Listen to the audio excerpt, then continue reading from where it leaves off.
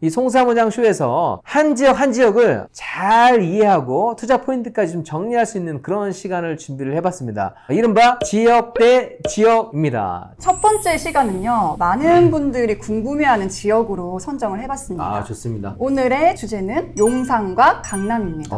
네. 지역을 한 지역만 보는 게 아니라 지역 대 지역으로 해서 여러분들이 비교해보면 더 잘 기억하고 투자 포인트로도 활용할 수 있는 그런 코너로 준비를 했습니다. 네. 앞으로 강남 불패가 영원할 건지 아니면 강남을 정말 대체할 수 있는지 이런 것도 한번 얘기를 해볼 거고요. 네. 또 그 속에서 재미난 얘기도 준비를 했습니다. 네네. 지금 왜 용산을 또 얘기를 하게 됐냐면 최근에 청와대 이전 이슈가 있었습니다. 그래서 청와대에서 지금 용산 국방부 청사로 집무실을 이전을 했는데요. 지금 네. 청와대가 이전을 했기 때문에 오히려 용산을 제대로 알고 가야 될 때가 아닌가 생각을 합니다. 네. 그리고 용산이 정말 어마어마한 프로젝트가 있었는데 지금까지 다 자초가 됐었거든요. 그쵸. 그래서 지금은 또 윤석열 정부가 들어서고 또 오세훈 네. 시장도 재선이 됐고 개발 의지가 강한 대통령과 서울시장이 만났기 때문에 저는 그런 부분까지 거쳐간다고 하면 용산이 예전의 용산이 아니라 미래로 또 거듭나는 용산이 되지 않을까. 그렇죠. 새로운 네. 용산이 또 될 수 있을 것 같습니다. 네네. 그리고 역대 대통령들이 청와대를 이전하겠다는 공약을 계속 나왔었습니다. 왜 그런 것 같으세요?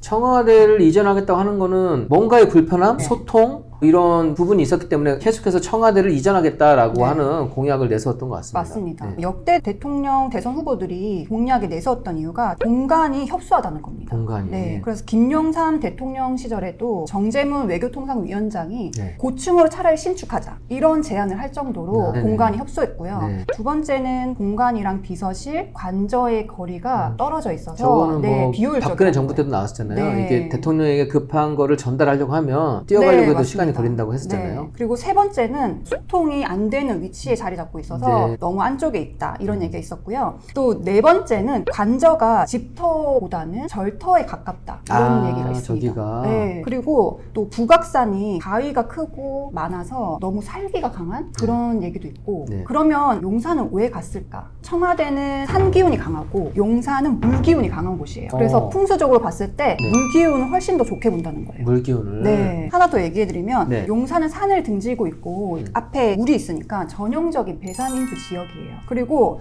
한강이 휘감고 있고 밤섬이랑 노들섬이 앞에 딱 보이는데요. 이 두 섬이 앞에 보여서 안정적이고 균형감이 잡혀 있어요. 그래서 대통령 밑으로 참모진들이 잘 받쳐줄 수 있다. 네. 이런 의미도 있다고 합니다. 오. 그리고 또 용산이 네. 용의 형상인데 노들섬을 여의주라고 하는데 이무기가 용이 되려면 여의주를 품어야 되는데 오. 노들섬이 빛을 발하지 못해서 용산이 빛을 발하지 못했다. 뭐 이런 얘기도 있더라고요. 아, 그래요? 네. 용산과 노들섬이 이런 또 인연이 있었네요. 네. 네, 지금까지 재미로 보는 풍수였습니다. 네. 풍수 아주 좋습니다. 네. 그러면 이제 본격적으로 용산과 강남을 비교를 해봐야겠죠. 네. 강남하면 또 압구정이 유명하잖아요. 압구정동이 본격적으로 주목받기 시작한 거는 1969년에 서울시가 강을 메워서 택지를 조성하면서부터인데요. 네. 72년도까지도 모래사장이 보이죠. 모래사장이네요. 네. 그리고 77년도에 성수대교가 착공이 되면서 압구정동이랑 도로가 생겼는데요. 그때 현대랑 한양이 성수대교를 중심으로 양측의 아파트를 짓기 시작하면서 본격적으로 아파트 밀집 지역이 됐습니다. 네네. 그리고 82년도 지금 보시면 시중은행들이 또 압구정으로 몰리면서 금융가로 또 변신하기도 했습니다. 그리고 또 압구정은 우리나라 최초 맥도날드가 생긴 곳이기도 해요. 한때 엄청 잘 나갔던 곳이죠.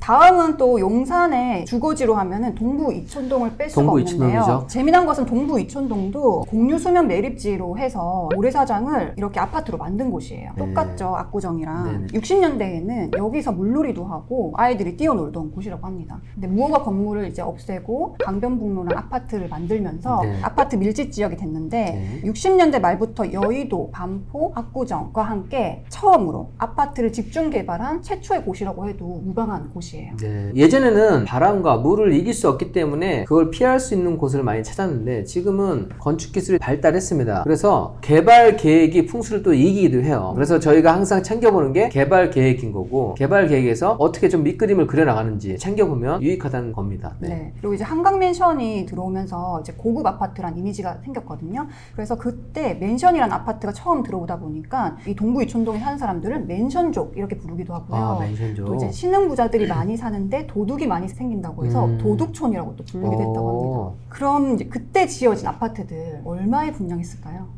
한강 맨션은 71년도에 분양을 했고 32평에 395만 원에 분양을 했어요. 이제 반포 아파트는 73년도인데요. 32평에 585만 원. 압구정 현대는 76년도에 분양을 했고 865만 원입니다. 근데 이때가 정말 재밌는 것은 73년도에 경기도 워낙 호황이었고 또 원자재 값이 폭등을 하던 시기여가지고 그때 한강 맨션 받았던 아파트들이 굉장히 폭등을 했습니다. 그래서 과거 시세로 보면 71년도에는 이제 한강 맨션이 지어지면서 아파트로만 봤을 때는 용산이 더 우세했던 거고요. 76년도에는 압구정 현대가 들어서면서 다시 압구정의 시대로 넘어오기도 했습니다.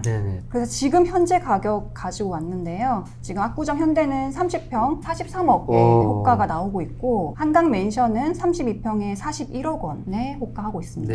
근데 지금 이렇게 또 랜드마크로만 봤을 때는 사실 용산이 먼저야 강남이 먼저야 이렇게 좀 비교하기는 어렵고 거의 같은 가격대로 지금 유지되고 있다 보시면 될 것 같습니다. 둘 다 재건축 호재가 있는 아파트입니다. 그럼 또 반포에 아크로 리버파크가 있는데요. 50평이 63억에서 70억에 나오고 있어요. 그리고 또 레미안 첼리투스도 50평에 42억에서 55억에 나오고 있어요. 이 가격으로만 봤을 때는 강남에 있는 반포 아크로 리버파크가 더 가격이 높게 나오고 있습니다. 청담동이랑 한남동은 또 고급 빌라가 많잖아요. 지금 청담동에는 더 펜트하우스 청담이라고 있습니다. 실거래가 기준으로 지금 거래된 내용을 비교해보면요. 82평에 145억 원에 거래가 됐었는데 지드래곤이 최근에 나인원 한남을 73평 164억 원에 거래를 했습니다. 그러면 지금은 또 한남동이 우세하잖아요. 그러면 또 한남동이 또 그대로 갈까요?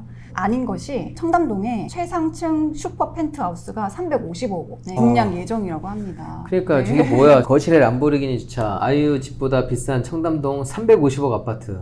그래서 앞으로 또 어떻게 될지 엎치락 뒤치락 하지 않을까 그렇게 또 생각을 합니다.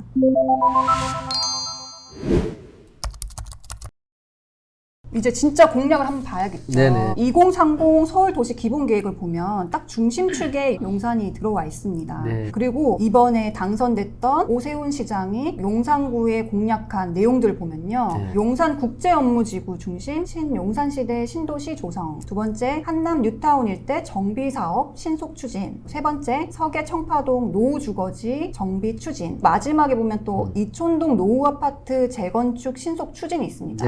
이제 아파트들도 많이 이제 지어질 수 있고 이렇게 정비 사업이 활발하게 된다. 이런 걸 공약으로 내세우기도 했습니다. 다른 분들은 대통령 집무실을 이전을 했기 때문에 보안 때문에 개발이 안 될 거라고 생각하는데 저는 다르게 생각을 했어요. 청와대에도 세계 각국의 정상들이 많이 오잖아요. 그러면 이제 세계 각국의 정상들이 용산으로 온다는 얘기예요. 그래서 저는 저 공약대로 주변이 저는 더 개발될 여지가 높다고 보고 있습니다.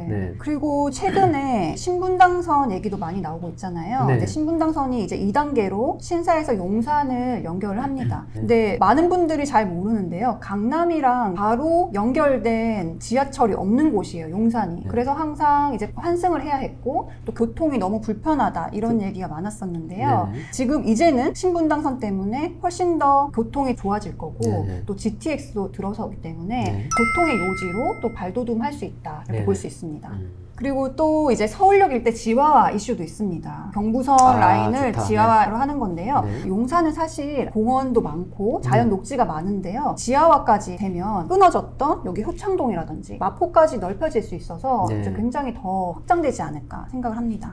지하화라고 하는 게 저렇게 차가 없는 거리가 되면은 정말 살기 좋은 곳으로 될 수밖에 없다고 봐요. 그리고 계획이 국가에서 같이 진행될 것이기 때문에 일단 저런 부분도 분명히 좋아질 수밖에 없는 지역이라고 하면 네. 괜찮지 않을까 그 생각을 합니다. 네. 그리고 또 용산 국제업무지구도 얘기가 나눠봐야겠죠. 네네. 정말 우리나라도 이제 홍콩처럼 되는 건가? 이런 기대를 할 만큼 정말 멋진 이런 조감도가 나왔었는데요. 네. 무산이 됐었죠. 네. 하나씩 따져보면요. 네. 2001년도에 업무지구가 지정이 되고 2006년도에 계획 수립됐었는데요. 2007년도에 마스터 플랜 발표하면서 모양도 약간 바뀌었죠. 2008년 금융위기 금융위기 때 딱 때문에 걸렸어요. 저기. 딱 걸려서 네. 사업이 무산됐습니다. 2011년에 또 사업 수정하고 13년에 했지만 여러 가지 이유 때문에 지금은 무산이 됐고 2020년도에 미니 신도시 계획을 해서 아파트를 짓겠다 이런 얘기가 나왔지만 주민들의 반발 때문에 지금 다시 한번 재추진을 시도하려고 하고 있습니다. 그런데 이미 국토교통부가 용산 정비창에 1만 주택을 공급하겠다 했지만 어떻게 될지는 좀 지켜봐야 될 것 같아요. 네네. 그래서 용산이 아까 보셨던 그 조감도대로 되면 너무 좋지만 네. 앞으로도 10년이 아니라 조금 더 걸리지 않을까 좀 그렇게도 생각이 그렇죠. 듭니다. 조감도 완성까지는 상당히 걸리겠지만 그래도 멈추지 못할 정도로 발전이 된다고 하면 다음 정부가 어떻게 됐든 완성을 해야 되지 않을까. 저도 진행 과정을 눈여겨보고 있습니다. 여러분들 근데 저희가 용산을 무조건적으로 추천하는 게 아니라 팩트에 근거해서 지금 말씀드리는 것이기 때문에 그런 부분은 오해가 없으셨으면 좋겠습니다. 네. 그리고 한남 뉴타운을 뺄 수가 없는데요. 1구역부터 5구역까지 있습니다. 여기가 다 새 아파트로 변신한다고 하면 네네. 얼마나 좋아질까 그런 생각도 해봅니다. 사업 속도로만 보면 3구역이 가장 빠르고요. 그 다음 2구역, 4구역, 5구역 순으로 진행되고 있습니다. 네. 또 서울역 일대 정비사업도 청파동, 동자동 이런 쪽으로 정비사업이 진행 중에 있고 동부 이촌동 아파트촌도 리모델링을 시작하고 있습니다. 강남이랑 또 비교를 해봐야겠죠. 네네.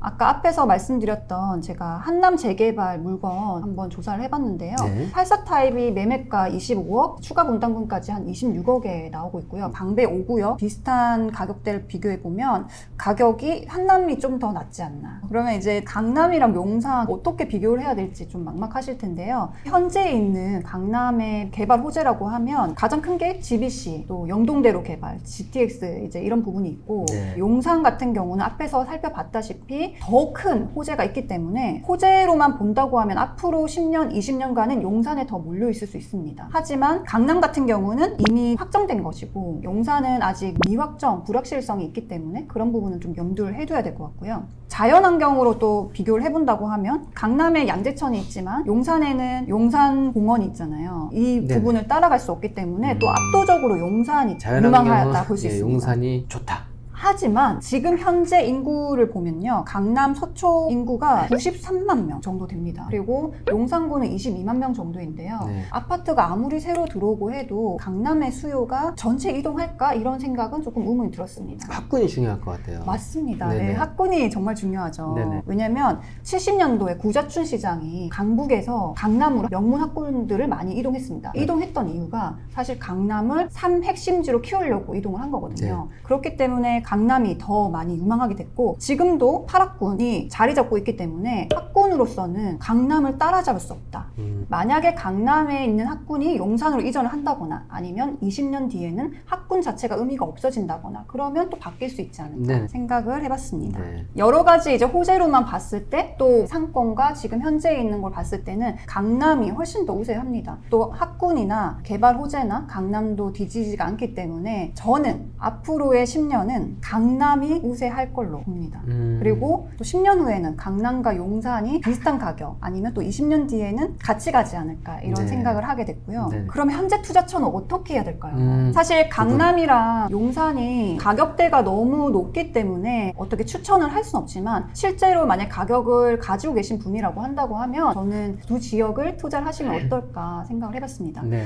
그래서 먼저 20억대라고 하면 강남이나 용산의 아파트를 매수를 하는 게 좋죠. 그리고 10억대는 또 뭐 재개발이나 갭 투자를 할 수가 있고 네. 1억대로 제가 좀 넣어봤는데요. 왜 1억대 용산 빌라라고 말씀을 드리냐면요. 1억대 용산 빌라가 있어요? 1억대 투자금인 거죠? 네, 1억 투자금으로 음. 용산 빌라가 없지는 않습니다. 네. 왜냐하면 제가 이런 얘기 드리는 이유가 저는 10년, 20년 뒤에는 이 용산 개발이 가시적으로 나올 수 있고 또 이 1억대 용산 빌라는 지금 당장 재개발이 되는 물건이 아닐 수 있습니다. 하지만 10년 뒤에 재개발 얘기가 나올 수 있는 물건, 그런 이런 물건에 투자를 해도 괜찮다고 보고요. 네. 또 1억만 있는 분이 이걸 투자하라는 게 아니라 여윳돈이 있는 분이라고 하면 한 번 더 점검을 해봐도 좋겠다. 네. 그렇게 생각을 합니다. 어쨌든 이 부동산 같은 경우에는 투자 전략이 좀 정말 중요하고 건물을 사는 게 아니라 땅을 산다고 생각을 합니다. 이런 요지에 대해서는. 그래서 아까 1억을 묻어둔다고 하는 거는 좋아질 지역의 전체 가격이 올라가게 되면 그 주변 집가도 따라서 올라갈 수밖에 없기 때문에 내가 가진 돈이 많으면 중심지로 바로 들어가면 되지만 그렇지 않으면 재개발 또 빌라를 매입하는 전략도 괜찮을 것 같다라고 말씀해 주신 겁니다. 네, 꼭 빌라가 아니더라도 용산의 호재를 한번 짚어보고